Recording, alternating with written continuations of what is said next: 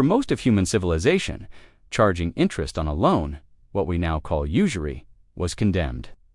The Catholic Church banned it. Islamic scholars forbade it. Aristotle called it the most hated form of wealth gathering because money, he argued, was meant to be a medium of exchange, not something that breeds on its own. But then the world changed. In 1609, the Bank of Amsterdam was established, one of the first modern banks. Shortly after, in 1694, the Bank of England was founded, and with it came a concept that would quietly rewire the entire global economy. Fractional reserve banking, here's how it worked, and still works today. A bank takes in deposits, then it lends out more money than it actually holds. If you deposit $100, the bank can lend out 90% of it and still show your full 100 on its books. That borrower deposits their 90 at another bank, which lends out 81, and on, money multiplies. Wealth appears, seemingly from nowhere. It was elegant, it was productive, and for a while, it worked exactly as intended, financing trade, building infrastructure, funding wars that shaped empires. But here's the twist that almost nobody talks about. Every dollar created through this system comes with a bill attached. The money multiplies, the interest does too.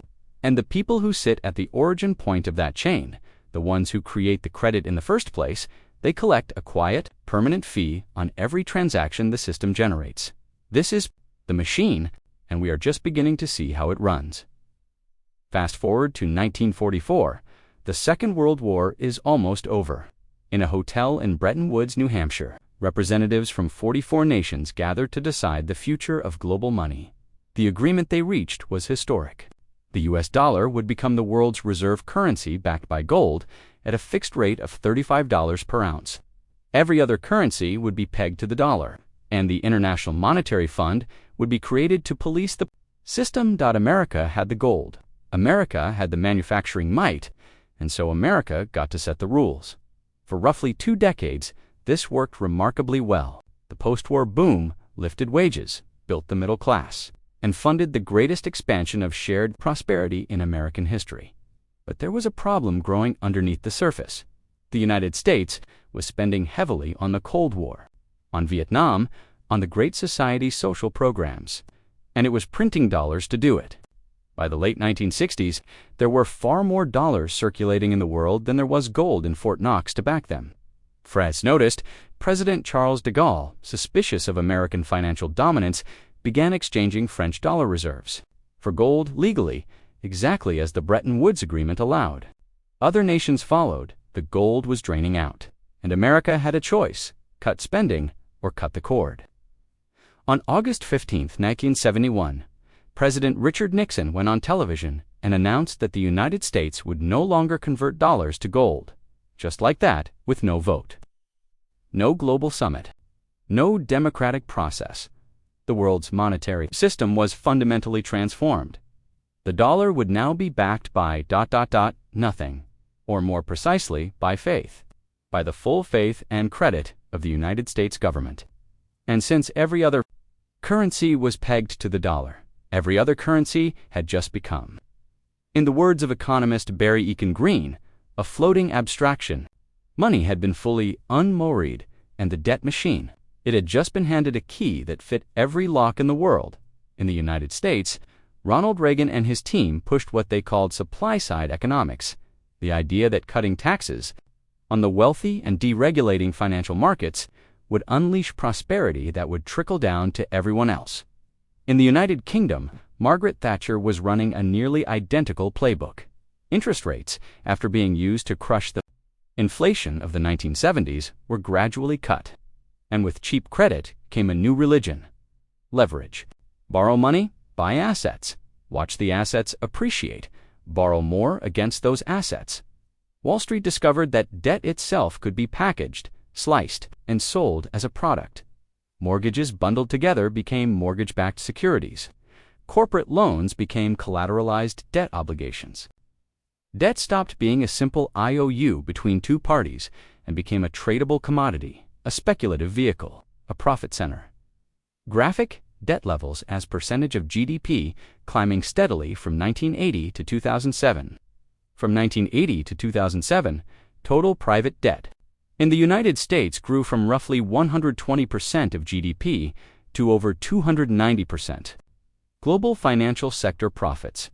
The profits earned purely by moving, packaging, and collecting interest on money grew from about 10% of total corporate profits to nearly 40%. Think about what that means. In 1950, if you wanted to get rich, you built something, grew something, made something. By 2007, the single most profitable thing a company could do was not build a factory or develop a drug. It was to be the intermediary in a financial transaction. The machine was running beautifully for those who owned it, and almost nobody was asking who would eventually pay the bill. Lehman Brothers, a 158-year-old investment bank, one of the most powerful financial institutions on earth, filed for bankruptcy.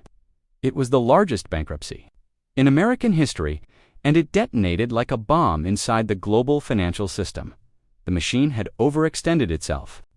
Banks had lent money to millions of Americans who couldn't afford to repay it, specifically people in the subprime mortgage market, people with poor credit, people desperate to own a piece of the American dream.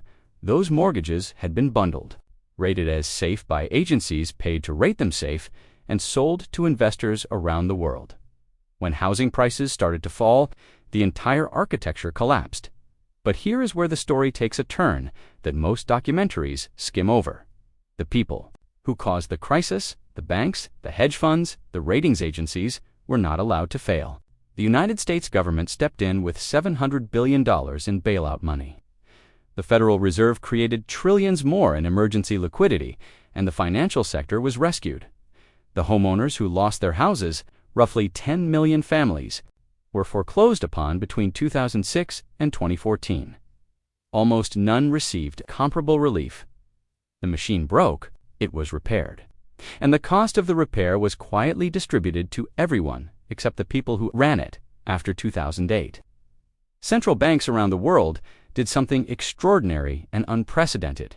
They cut interest rates to near zero, and when that wasn't enough, they began buying assets directly purchasing government bonds, and eventually corporate bonds and mortgage-backed securities with money they created electronically out of thin air. This policy was called quantitative easing, or QE, between 2008 and 2022. The Federal Reserve alone expanded its balance sheet from under $1 trillion to nearly $9 trillion. Now, the stated goal was to stimulate the economy to make borrowing cheap enough that businesses would invest and workers would be hired. And to be fair, it worked partially. The economy did recover, unemployment did fall. But there was a side effect. A massive, predictable, mathematically inevitable side effect. When you cut interest rates and pump money into the financial system, asset prices rise, stocks go up, bonds go up, real estate goes up, and who owns the assets? Not the working class, not the people who lost their homes in 2008.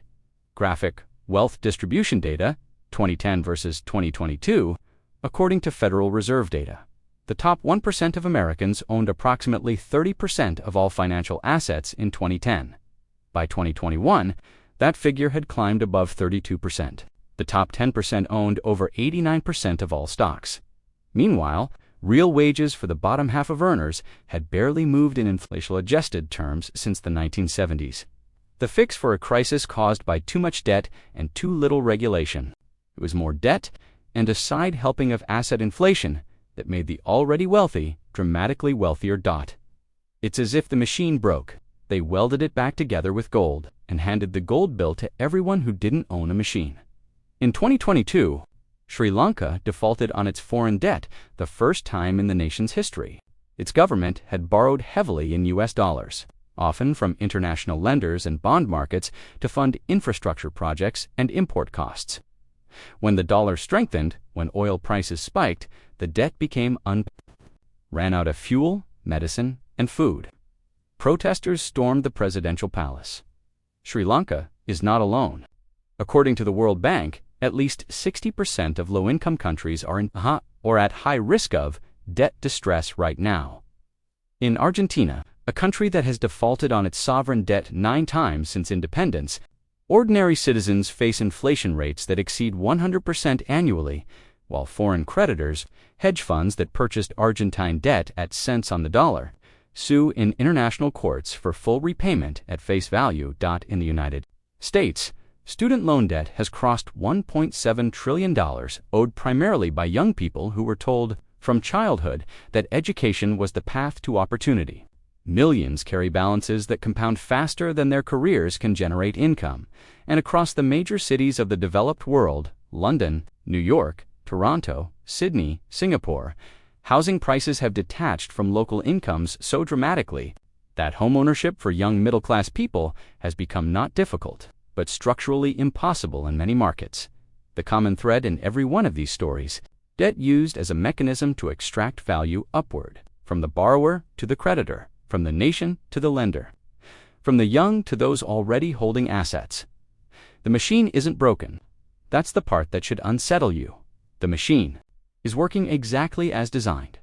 So what do we actually do with this? Let's be precise. 3 takeaways. Takeaway 1. Debt is not neutral. It always flows in a direction. Every loan has a borrower and a lender. And the terms, the interest rate, the collateral requirements, the repayment timeline, are set by whoever has more power in the room. When governments borrow in foreign currencies, they can't print. They hand leverage to those creditors. When individuals borrow for assets that depreciate consumer debt, high-interest student loans, they transfer their future income to financial institutions. Understanding who sets the terms is the first step to understanding who the system serves. Takeaway 2. The response to a debt crisis almost always benefits those who caused it. 2008 is the clearest proof. Bailouts flowed up, foreclosures flowed down.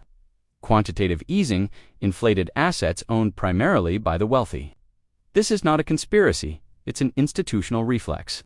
The people who design crisis responses are, almost by definition, embedded within the financial system they're being asked to regulate until that structural conflict is addressed. Every fix risks being a wealth transfer dressed as a rescue. Takeaway 3. Personal financial literacy is necessary but not sufficient. You will hear a lot of advice about avoiding debt, investing early, and building assets. That advice is correct at the individual level. But individual choices do not change systemic outcomes. If the machine is extracting wealth from the many to concentrate it in the few, then optimizing your personal position within the machine is not the same as addressing the machine itself. Financial literacy is a shield, but shields don't dismantle the system that requires them. Here is the thing about machines. They don't have malice. They don't wake up in the morning wanting to hurt you. They just run. They process inputs and produce outputs. And if the inputs are debt, structured in ways that favor creditors over debtors, institutions over individuals, the already wealthy over the aspiring, then the outputs will be exactly what we're seeing: more concentration, more fragility, more ordinary people wondering why they did everything right and still can't get ahead. The global debt load is now growing faster than global GDP. That means the world, collectively, is borrowing faster than it is producing. At some point, nobody knows exactly when that arithmetic hits a wall. The question isn't if the next breaking point comes. The question is, who will be holding the bill when it does? And more importantly, will we, this time, actually decide? Who should? If this video made you think differently about money, debt, or the systems we live inside, that's exactly what it was designed to do. Share it with someone who's carrying debt and wondering why it feels impossible to get ahead. Leave a comment with what surprised you most. I read every single one. And if you want to go deeper, the next video in this series breaks down exactly how central banks create money, where it goes, and why most of us never learned any of this in school. Subscribe so you don't miss it, because this story is far from over.